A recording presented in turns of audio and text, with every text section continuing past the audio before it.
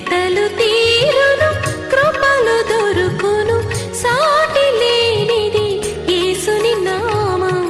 యేసునామమే మధురం, మదిలో తలచిన ధన్యం. యేసునామమే మధురం. ప్రభువు నందు ప్రియ దేవుని బిడ్డలారా, నేటి వాక్య ధ్యానము కొరకు సహకారము ఇస్తున్న కుటుంబము చాణక్యపురి కాలనీ నివాసితులు ఒక విశ్వాసి గారి కుటుంబం సహకారం ఇస్తున్నారు. దేవుడు ఈ కుటుంబాన్ని దీవించి ఆశీర్వదించును గాక. ప్రార్థన చేస్తాను. మమ్మలను మిక్కిలిగా ప్రేమిస్తూ అన్న మా ప్రియ తండ్రి, మీకు వందనాలు, స్తోత్రాలు. నేటి వాక్య ధ్యానము ద్వారా మాతో మాట్లాడుము అని ప్రార్థన చేస్తూ ఉన్నాము. ప్రభు అని పిలుచుటకు యోగ్యత లేనివాడను. నాయన, నన్ను కనికరించి ఆర్థిక సమృద్ధినిచ్చి నడపండి. చాణక్యపురి నివాసితులు ఈ దినము కొరకు ఇచ్చిన సహకారం కొరకు స్తోత్రాలు. ఈ మాసమంతా సహకారులను పంపమని ప్రార్థిస్తున్నాను. మా రక్షకుడైన యేసునామమున వేడుచున్నాం తండ్రి, ఆమెన్. ప్రియమైన దేవుని బిడ్డలారా, అపోస్తలుల కార్యముల గ్రంథము 6వ అధ్యాయము మీ ఎదుట ఉంచుకోండి. అపోస్తలుల కార్యముల గ్రంథము లూకా భక్తుడు వ్రాశాడు. లూకా ఆనాటి ప్రజల యొద్ద అతడు ఇన్వెస్టిగేట్ చేసి ఈ రిపోర్టు తయారు చేశాడు. ఒక మాటలో చెప్పాలి అని అంటే, it's nothing but police enquired report. ఒక సమాచారం, ఒక గవర్నమెంట్ అఫీషియల్ ఏ విధంగా సేకరించి ఆధారాలతో, రుజువులతో రాస్తాడో అవి. ఇవాళ 21వ శతాబ్దం, 2000 years గ్యాప్ ఇంచుమించుగా ఆ కాలానికి ఈ కాలానికి. ఆనాడు ఏవి సంభవించాయో వాటి కాంటెంపరరీ ఇష్యూస్ ఇక్కడ కూడా సంభవన జరుగుతున్నట్లుగా చూస్తాము. ఆనాడు సంఘాలు ఎట్లున్నాయో ఈనాడు సంఘాలు అట్లాగే ఉన్నాయి. ఆనాడు సేవకులు ఎట్లున్నారు, ఈనాడు సేవకులు అట్లాగే ఉన్నారు. ఆనాడు ప్రభుత్వాలు ఎట్లున్నాయో ఈనాడు ప్రభుత్వాలు అట్లాగే ఉన్నాయి. దీని మీద ఒక డాక్టరేట్ చేయొచ్చు నేను. ఒక 200 నుంచి 300 పేజీలు ఒక థీసిస్ ఈ సబ్జెక్ట్ మీద నేను రాస్తే నాకు ఒక డాక్టరేట్ ఇస్తారు, సులువుగా ఇస్తారు. అంతటి అధ్యయనం చేశాను నేను ఈ యొక్క అంశాల మీద. నేను మీకు మనవి చేస్తోంది, మీరు తిన్నగా మీ హృదయాల్లోనికి గ్రహించుకోవాల్సింది ఒకటి ఉన్నది. అదేమిటంటే, మీరు యాదృచ్ఛికంగా ఈ కాలాన పుట్టలేదు, జన్మించలేదు. దేవుని ఏర్పాటు చొప్పునే మీరు ఈ తరంలో జన్మించారు. మీరు సమాజంలో యేసుక్రీస్తు సువార్తను దేవుని శక్తి చేత మీరు తీసుకుని వెళ్ళాల్సిన బాధ్యత కొరకు దేవుడు మిమ్మలను ఏర్పాటు చేసుకున్నాడు. దానికి గాను మీరు రక్షించబడాలా. మొదట బాప్తిస్మము తీసుకోవాలా, ప్రార్థనలో వాక్యములో ఎదగాల, సమర్పణను జీవితంలో స్థిరపడాలా. చూడండి, నేను 6వ అధ్యాయం ప్రారంభించే ముందు ఈ మాటలు చెబుతున్నాను. మనం అంత్యకాలంలో ఉన్నాము. పౌలు భక్తుడు తిమోతికి వ్రాస్తూ చెప్పినటువంటి మాటలు, 18 రకాలైన చెడ్డ ప్రజలు ఈనాడు మన కళ్ళకు కనిపిస్తున్నారు. మన ఇళ్లల్లో చాలా సమీపస్తులుగా మన ఎదుట తిరుగాడుతూ ఉన్నారు. ప్రకటన గ్రంథం 20వ అధ్యాయంలో చెప్పిన నరకాగ్నికి వెళ్ళేటువంటి మనుషుల సంఖ్య మన కనుల ఎదుట స్పష్టంగా ఆ మనుషుల యొక్క స్పందనలు ఇవాళ కనబడుతున్నాయి. పొలిటికల్ సిస్టమ్ అట్లా అయిపోయింది, అడ్మినిస్ట్రేషన్ సిస్టమ్ పాడయ్యింది. అన్ని వైపులా చూసినప్పుడు కొరత కనపడుతుంది. వాటన్నింటి మధ్య అంత్యకాలంలో యేసుక్రీస్తు యొక్క సంఘం దాని పాత్రను పోషించబోతోంది. దాని పాత్రను పోషించబోతోంది. 3వ శతాబ్దం వచ్చేటప్పటికి ప్రపంచమంతా కూడా సువార్థీకరణ అయిపోయింది. విద్యుదీకరణ అనే పదం విన్నారా? విద్యుదీకరణ అంటే విద్యుత్తు అన్ని ప్రాంతాలకు వ్యాపింపచేయటం. మనకు VTPS అని ఉంది, విజయవాడ థర్మల్ పవర్ స్టేషన్. ఆ VTPS రాక మునుపు మనకు చాలా శ్రీశైలం ఏరియా నుండి పవర్ సప్లై గ్రిడ్స్ వస్తూ ఉండేవి. VTPS వచ్చిన తర్వాత, NTPS వచ్చిన తర్వాత పవర్ సప్లై ప్రతి నూక్ అండ్ కార్నర్, మూల మూలలకు వ్యాపించింది. కాబట్టి ఒక VTPS, ఒక NTPS, national thermal power project, ఈ రెండు వచ్చినట్లుగా ఆధ్యాత్మికంగా భారతదేశంలో ఉన్న ప్రతి ఒక్క నూక్ అండ్ కార్నర్ పీపుల్, అంచులలో ఉన్న వారి వరకు కూడా సువార్త వెళ్ళాలి. అది మన బాధ్యత. ఇది మనం గుర్తుపెట్టుకోవాలి.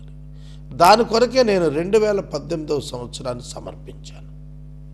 ఈ దినం ఉదయం మహబూబాబాద్లో 30కి పైగా బిషప్స్, 30కి పైగా ఇండిపెండెంట్ బిషప్స్ నాతో చేరనై ఉన్నారు అనేది ముందస్తు రికార్డింగ్ కనుక నేను చెబుతున్నాను మీకు ఇవాళ.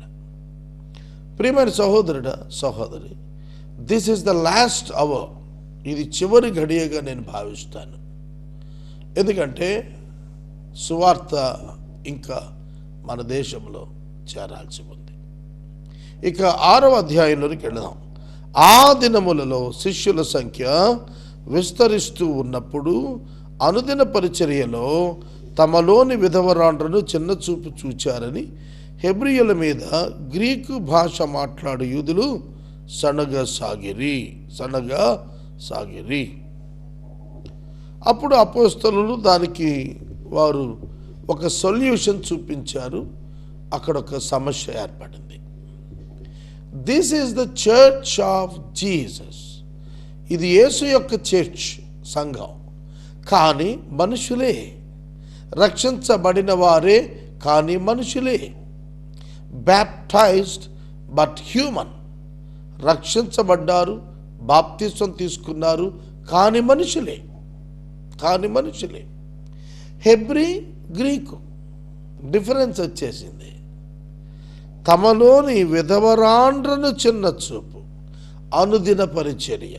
Now in these days when the disciples were increasing in number, a complaint by the Hellenists arose against the Hebrews because their widows were being neglected in the daily distribution. అనుదినము ఆహారాన్ని కొలత చొప్పున పంచారు. వారికున్న సమస్తము అమ్మి అపోస్తలుల పాదాల దగ్గర పెట్టి ప్రతి వాని అక్కరల చొప్పున వారికి ఆహారాన్ని ఇస్తూ, వస్త్రాన్ని ఇస్తూ, అవసరాలు తీరుస్తూ, కలిగిందంతా సమిష్టిగా ఉంచుకొని ఉన్నారు. అప్పుడు వారి అనుదిన వేతనం, అనుదిన భోజనం ఇస్తున్న చోట విధవరాండ్రు చిన్న చూపు చూడబడ్డారు. హెబ్రీయులపై గొణిగారు. హెల్లేనీయులు గ్రీసు దేశస్థులు లేదా Greek, the people who speak in Greek language. That means nothing but gentile people, all the other people other than the juice. యూదా జనాంగము నుండి విశ్వాసంలోకి వచ్చిన వారి మధ్యన ఒక పోరాటం రగిలింది. చూడండి, యూదా మతం నుంచి వచ్చిన క్రైస్తవులు, అన్యుల నుండి వచ్చిన క్రైస్తవులు, యూదేతరుల నుండి వచ్చిన క్రైస్తవులు. ఇవాళ కూడాను ఇదే జరుగుతోంది. మాల క్రైస్తవులు, మాదిగ క్రైస్తవులు, క్యాథలిక్ క్రైస్తవులు, ప్రొటెస్టెంట్ క్రైస్తవులు, బ్యాప్టిస్ట్ క్రైస్తవులు, చారిస్మాటిక్ క్రైస్తవులు, పెంటకోస్టల్ క్రైస్తవులు. ఏమిటండి ఇది? ఆ రోజు గొణుగుడు సనుగుడే, ఈరోజు గొణుగుడు సనుగుడే. ఎంత విచారకరం, ఎంత విచారకరం. నేను నిన్న మా లయన్స్ క్లబ్ ఒక ఫంక్షన్లో పాల్గొన్నాను. అక్కడున్న పెద్దలందరూ నాన్ క్రిస్టియన్ ఫ్రెండ్స్. వాళ్ళతో నేను చాలా తిన్నగా ఒక్కటే చెప్పాను, ఎక్కడైనా డివిజన్ ఉంది అని అంటే, ఎక్కడైనా డివిజన్ ఉంది అని అంటే అక్కడ నేను ఉండలేను. Unite everyone, unite everyone. ప్రతి ఒక్కరిని కలుపుకొని పోవాలి, ప్రతి ఒక్కరిని ఎడమ చేసుకుని కాదు. అవును ప్రియమైన దేవుని బిడ్డలారా, చిన్న చూపు చూచారు. It may be A right reason for them to differ అయి ఉండొచ్చు. అపోస్టల్స్ ఆలోచన చేస్తున్నారు. అపోస్తలుల యుద్ధకి సమస్య తీసుకొని రాబడింది. మనం ఎంత సంఘంలో ఉన్నా మనం మనుషులమే, ఈ పరిస్థితులు మనలను తాకుతూనే ఉంటాయి. అలలు నిత్యము ఒడ్డును తాకుతున్నట్టు పాపము యొక్క ఆలోచనలు, స్వార్థము యొక్క ఆలోచనలు, సొంత లాభము కొరకైన ఆలోచనలు మనిషి మదిని తాకుతూనే ఉంటాయి. అట్లాంటప్పుడే మనలను మనం జాగ్రత్త చేసుకోవాలి. మన సంఘాల్లో ఇటువంటివి రాకూడదు, సమాజంలో ఇటువంటివి రాకూడదు. నిన్నటి దినం నేను టీవీలో చూశాను, దక్షిణ కొరియా అధ్యక్షుడు కిమ్ అనే ఆయన డొనాల్డ్ ట్రంప్కి వార్నింగ్ ఇస్తున్నాడట. ఏమని? నా టేబుల్ దగ్గరే అణుబాంబు ముందు నొక్కేస్తా. ఒక మాట చెప్పనా, ఆయన నొక్కేసిన తర్వాత ఒకవేళ ప్రపంచ పటంలో అమెరికా ఉండదేమో, బాధపడాల్సింది కొరియాని. నేను మనవి చేస్తున్నాను, నా వరకు నేను చెబుతున్నది, ఒక పొలిటికల్ ఒక ఆజ్ఞ లేదంటే ఒక పొలిటికల్ సిచ్యుయేషన్ క్రియేట్ అవుతోంది అని అంటే దాని వెనక దేవుడు ఉంటే దానిని ఎవ్వరు మార్చలేరు. దేవుడు లేకుండా దేవుని వాక్యములోని ప్రవచన నెరవేర్పుల కొరకు ఒక పొలిటికల్ లీడర్ ట్రై చేస్తే అది నిలబడదు. యేసు ప్రభు యోహాను సువార్త 2వ అధ్యాయంలో యేసు తల్లి మరియా ఆయనతో వారికి ద్రాక్షారసం అయిపోయింది అనగానే, అమ్మ నాతో నీకేం పని, నా సమయం ఇంకా రాలేదన్నాడు.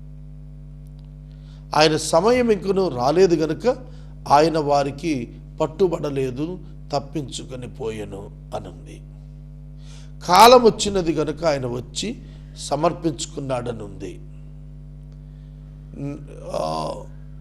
జకయ్య నీవు చెట్టు త్వరగా దిగు, నేడు నేను నీ ఇంట ఉండాల్సి ఉంది, it is appointed by God himself అన్నాడు. కాబట్టి దేవుడు తన కార్యం చేస్తాడు, దానిలో విశేషం లేదు, మనం ఆలోచించాల్సింది లేదు. ఇక్కడ చిన్న చూపు చూచారు.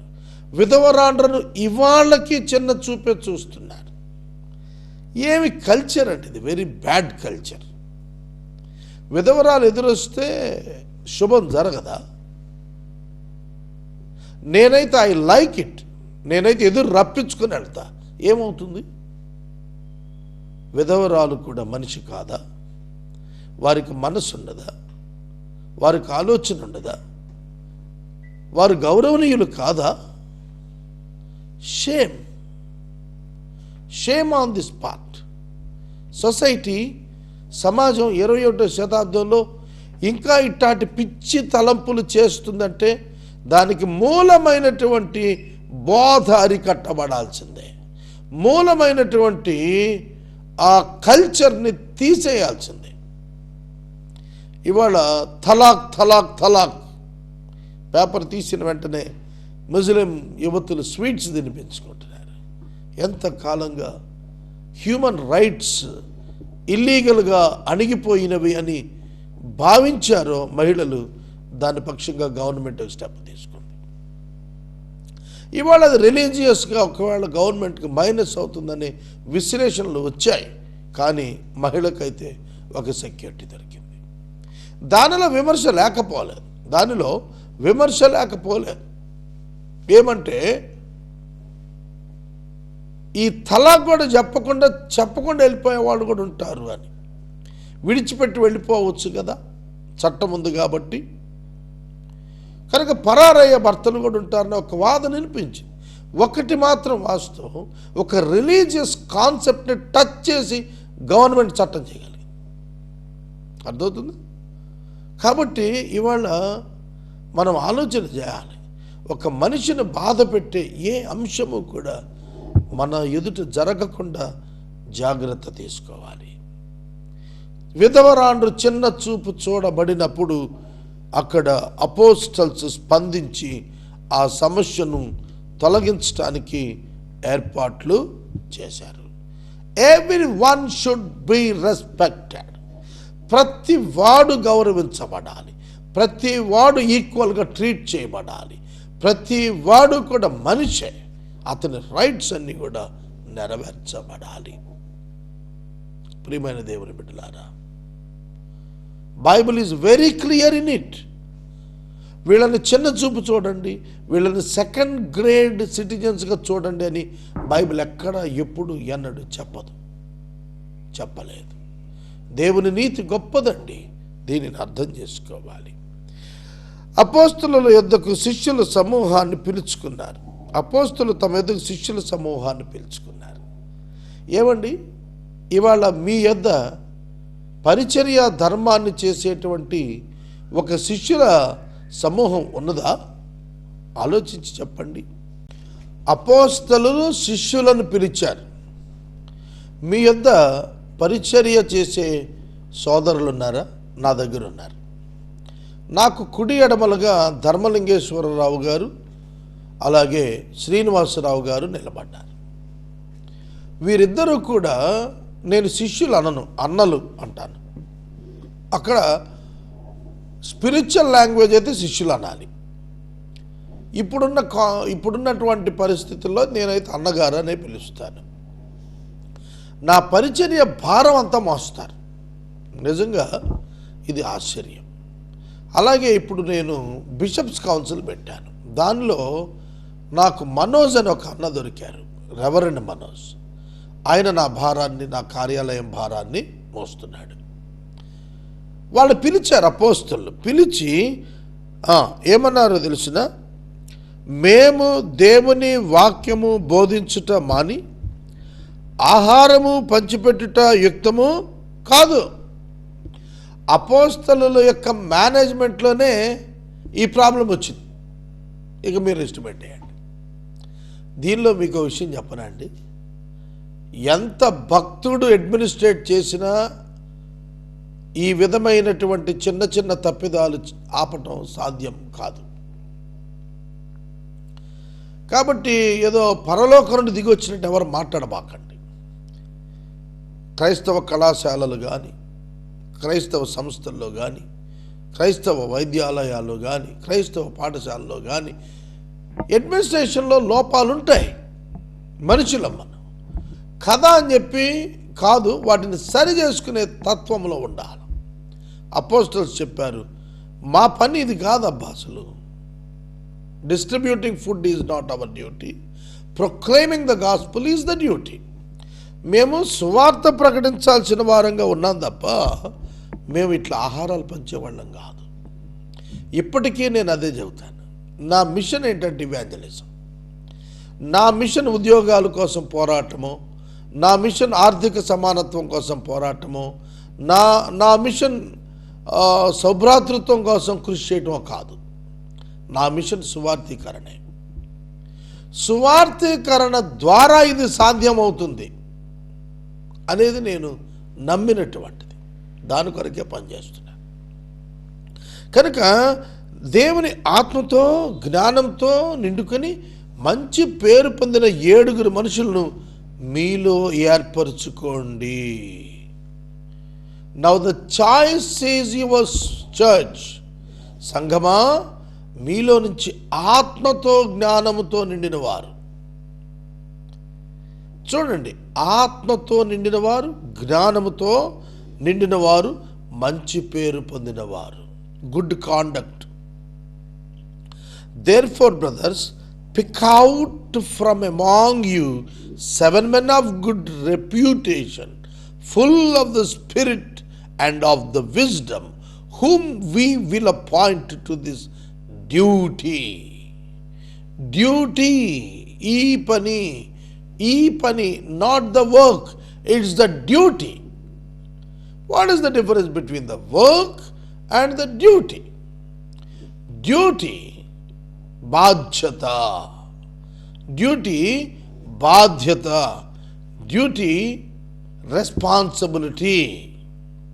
కనుక ministry is the responsibility. Ministry is the responsibility. పరిచర్య బాధ్యత. You cannot escape. నువ్వు తప్పించుకుపోవటానికి లేదు. నేను ఎప్పుడు కూడా అంటుంటాను, బాధ్యత కలిగిన వాళ్ళు కావాలండి. భారము కలిగిన వాళ్ళు ఉన్నారు, కానీ బాధ్యత కలిగిన వాళ్ళే లేరు. ఇవాళ పరిచర్యలలో నమ్మకస్తులు లేక సఫర్ అవుతున్నాము. నా 17 సంవత్సరాల యేసే పరిష్కారంలో 150 పైన నాతో కలిసి వచ్చి పనిచేయ ప్రారంభించి వెళ్ళిపోయారు. ఇద్దరే మిగిలారు. 4 ప్రేయర్ టవర్ ఉమెన్ మిగిలారు, మరియు 2 ప్రమోషనల్ స్టాఫ్ మిగిలారు. కారణం ఏంటి? స్టెబిలిటీ లేని వ్యక్తులు ఇవాళ చాలా మంది ఉన్నారు. మినిస్ట్రీలోనే ఉన్నామంటారు, కానీ రెప్యుటేషన్ లేదు, జ్ఞానము లేదు, ఆత్మతో నిండిన అనుభవము లేదు, డ్యూటీ మైండెడ్ కాదు. మీకు విషయం తెలుసా? నాకు పని అప్పగిస్తే నిద్రపోను. నేను పని రాక్షసుడిని. నాకు పగలకి రాత్రికి వ్యత్యాసం తెలియదు. నేను బరియల్ గ్రౌండ్ చైర్మన్గా చేశాను.